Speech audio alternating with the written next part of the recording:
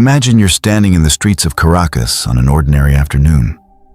The sun is still high. The vendors are still selling. Children are still playing. Then the light changes. Not gradually. Not like sunset. The sky turns. Not orange or pink. Blood red. Like something broke open above your head.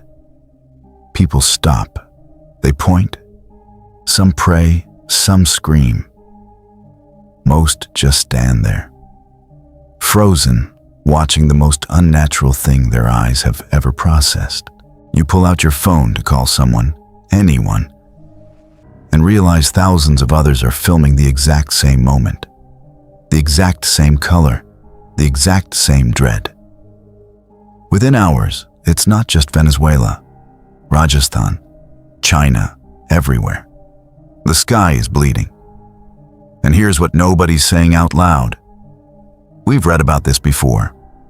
2,500 years ago, someone wrote it down, word for word, and we're watching it happen in real time. This is the story of what's actually occurring in our sky, why science can't explain it, and what it means if you believe in prophecy. But more than that, this is about what you're going to do with this knowledge. Because ignorance becomes complicity. Let's go. After the Venezuela earthquake on June 8th, a magnitude that devastated an entire region in under a minute, the impossible became visible. The videos started appearing on social media within hours. Not speculation, not claims. Footage. Entire cities underneath a crimson atmosphere. Not a filter. Not some atmospheric trick at golden hour. This was daylight, and the daylight was wrong. The sky didn't gradually darken. It shifted, like someone rotated a lens and the world suddenly appeared through blood-tinted glass. And then it happened again the next day. And the day after that. A woman in Caracas recorded her child asking, "Mommy, is the world ending?" She had no answer.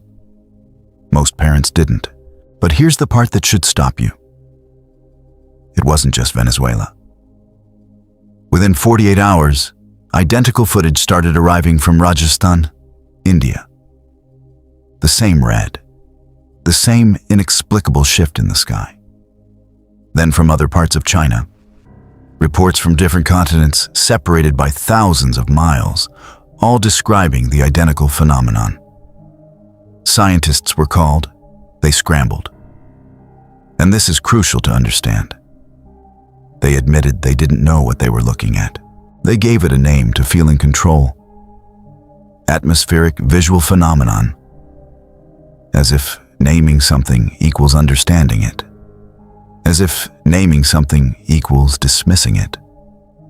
The explanation they landed on is Rayleigh scattering. Sunlight is white, they say. White is a mixture of all the colors of the visible spectrum. The light waves of different colors have different lengths. Red waves are longer. Blue waves are short and tightly packed. When light travels through a thicker layer of atmosphere, during sunrise, sunset, or after dust and particles are thrown into the air by, say, a catastrophic earthquake, the short blue waves get scattered, dissipated, lost. Only the long red and orange waves survive the journey, painting the entire sky. Rayleigh scattering, a phenomenon observed for centuries. So simple, so neat, so completely inadequate for what people are describing. Because here's what they won't address. This scattering should have lasted a few hours, maybe a day, as the atmosphere settled. It lasted for weeks. The red sky persisted across multiple sunrises and sunsets. In some regions, even at night, the sky glowed red. Not the darkness that follows a sunset. An active, sustained, wrong red. And the timing is what bothers scientists the most. So they rarely mention it. This phenomenon began 6 days after the earthquake. 6 days of normal sky, Then the red, not the immediate aftermath, not the logical consequence of debris in the atmosphere. A delayed response, as if something was triggered rather than caused. People online noticed. They asked questions. The scientists grew defensive. They published papers explaining Rayleigh scattering like they were soothing children, and the dismissal only made people more curious. Because curiosity, once awakened, doesn't return to sleep. And some people, the ones who read scripture, recognized something else entirely. There's a book most people own but haven't read in years. It sits on shelves, in nightstands, sometimes in glove box compartments. Heavy, old, written in language that feels archaic, but somehow matters. The Bible. And if you actually open it, not the curated passages your Sunday school teacher highlighted, but the full, unfiltered prophecy, you find something unsettling. Someone, 2,500 years ago, described this exact moment. Joel 2:31. The sun shall be turned into darkness, and the moon into blood, before the great and awesome day of the Lord comes. Revelation 6:12. When he opened the sixth seal, I looked, and behold, there was a great earthquake, and the sun became black as sackcloth, and the whole moon became like blood. Acts 2:20. The sun shall be turned into darkness, and the moon into blood, before the day of the Lord comes, that great and notable day. 3 separate books, 3 separate prophecies, all describing the exact scenario. Great earthquake. Sky turns red or dark. God's judgment approaches. Not vague, not mystical, specific.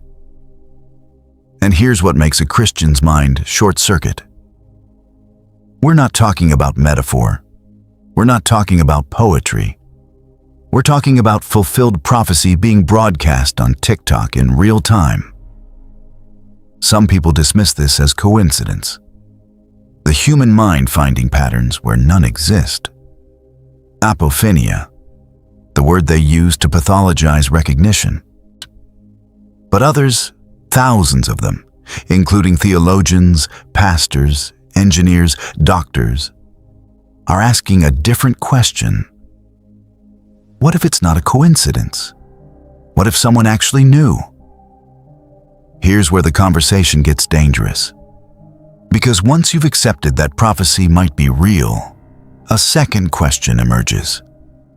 Is this earthquake and the sky that followed a natural event?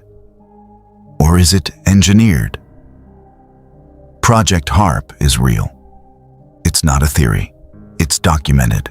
The High-Frequency Active Auroral Research Program, based in Alaska, can manipulate the ionosphere, send radio waves high into the atmosphere, and trigger physical reactions.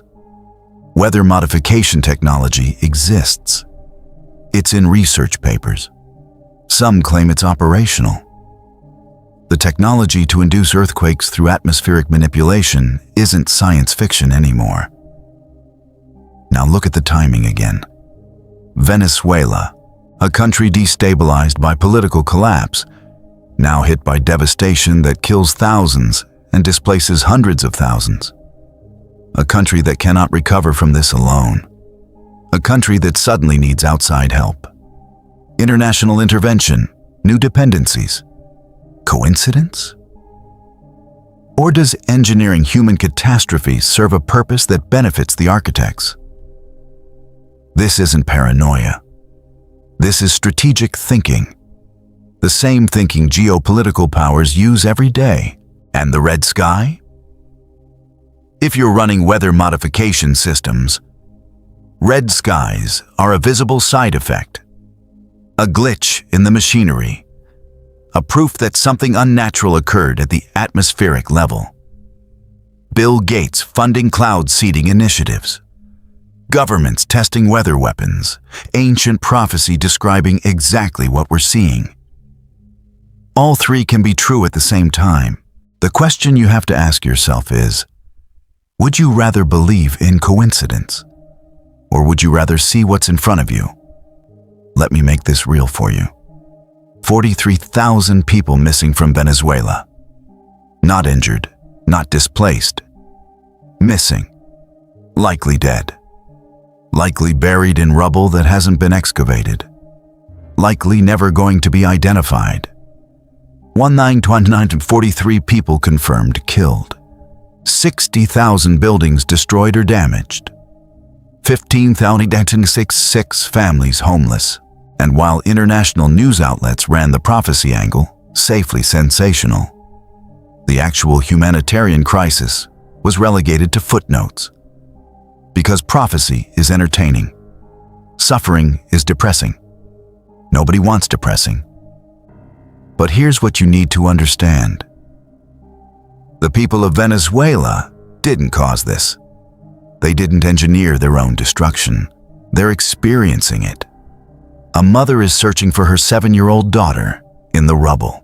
A businessman is standing in front of what used to be his entire livelihood, now concrete dust. An elderly man is sleeping on the street because his home no longer exists. And the world, the comfortable world, where your biggest problem today might be what you're eating for dinner. The world is moving on to the next headline. But what if the red sky wasn't just a sign of judgment? What if it was also a call? Here's what bothers me about this moment.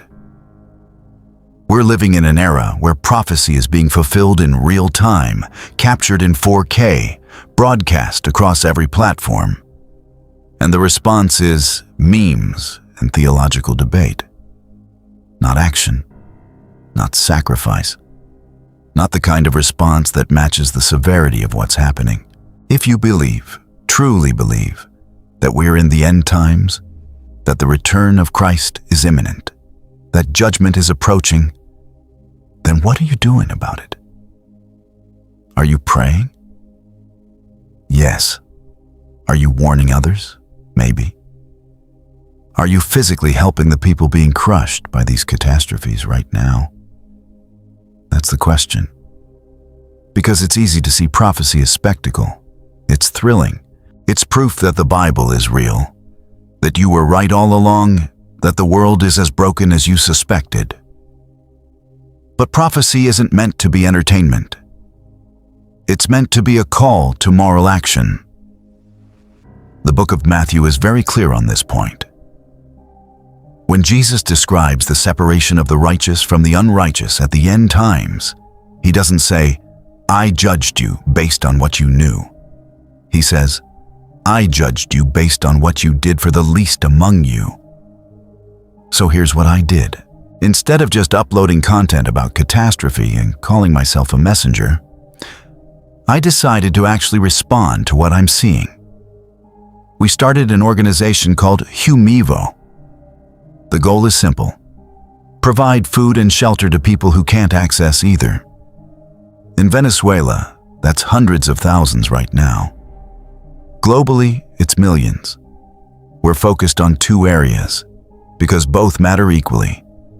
First, displaced families. People like that mother searching for her daughter.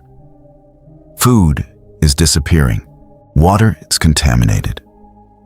The World Food Program is appealing for $50 million to feed 500,000 people who are on the edge of starvation. Second, animals. Stray animals. Abandoned animals. Animals in war zones and disaster zones who have 0 advocates and 0 resources. Why animals? Because if your faith claims to extend to the least among you, then it extends to creatures who can't speak, can't advocate, can't defend themselves. If prophecy is real, if we're actually in the end times, then the message isn't to sit and wait. The message is to love and serve while there's still time. Because time isn't infinite, and neither is your capacity to help. The channel is simple to find. It's Humevo on YouTube and Instagram. And I'm asking you directly, join us, subscribe, support if you're able, share share. Because one person seeing this and taking action is worth 10,000 people watching and doing nothing. Now, here's what surprised me. This wasn't just Christians talking about prophecy anymore. This was reaching the mainstream. Joe Rogan, who has a larger audience than most cable news networks, started addressing this directly on his podcast. His take: I think we're here for a reason. I think we're here to experience something very strange and profound. There's an event we're building up to, and I think that event is the second coming of Christ. Not from a pastor, not from a theologian, from a comedian and martial artist with a microphone and a massive audience. Political figures started talking about it too. Marco Rubio, Tulsi Gabbard, Rapper Luna, not as fringe conspiracy, as legitimate discourse. Suddenly, the red sky wasn't just a prophecy argument in Christian circles. It was becoming a mainstream conversation about what's actually happening to our planet. And that matters, because when mainstream figures validate something, it moves from the margins to the center of public awareness. The Book of Enoch. Most people don't know it exists. It was written during the Second Temple period. It describes the end times in extraordinary detail. Details that are bizarre by ancient standards.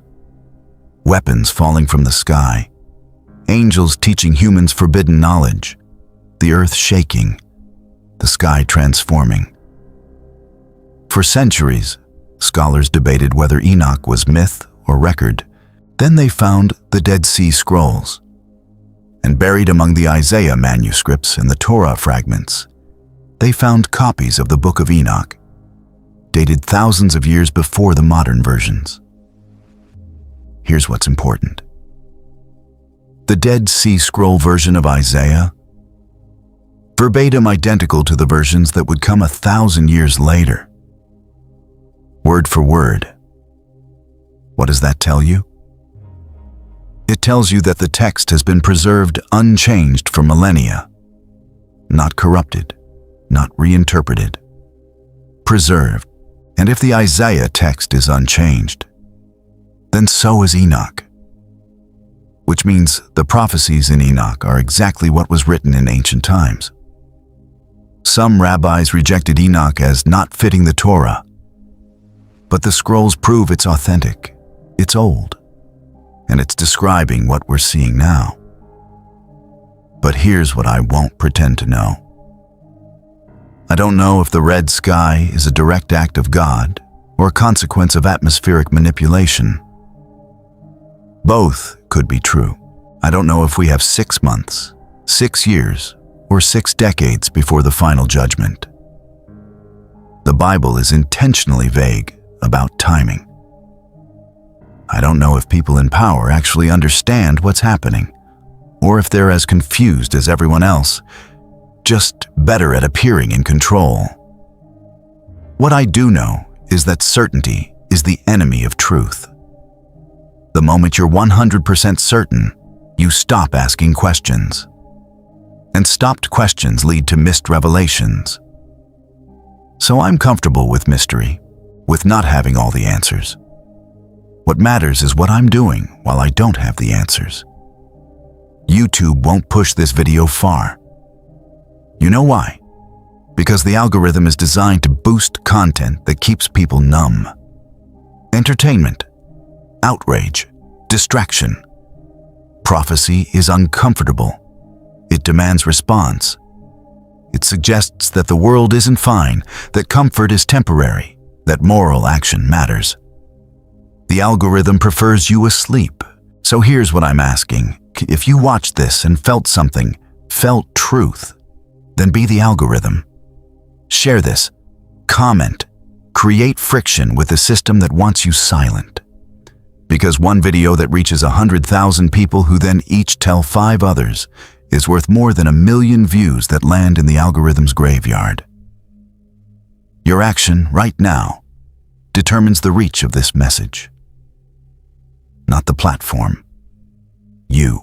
We're living in a moment where Ancient prophecy, modern technology, human suffering, and divine judgment are all intersecting in front of our faces. Not metaphorically, not symbolically, right now. So here's what comes next. If you haven't read the book of Joel, read it. The entire chapter, not a summary, the actual text. Prepare yourself, not in a doomsday bunker way. Prepare by growing in faith, by building community, by developing the moral capacity to help when everything around you is breaking. Because that's what the end times require. Not fear, not speculation, action. The red sky was a sign, and signs are meant to be read and responded to. Everything from this point forward is on you. What you do with this knowledge determines who you are, not what you believe, what you do.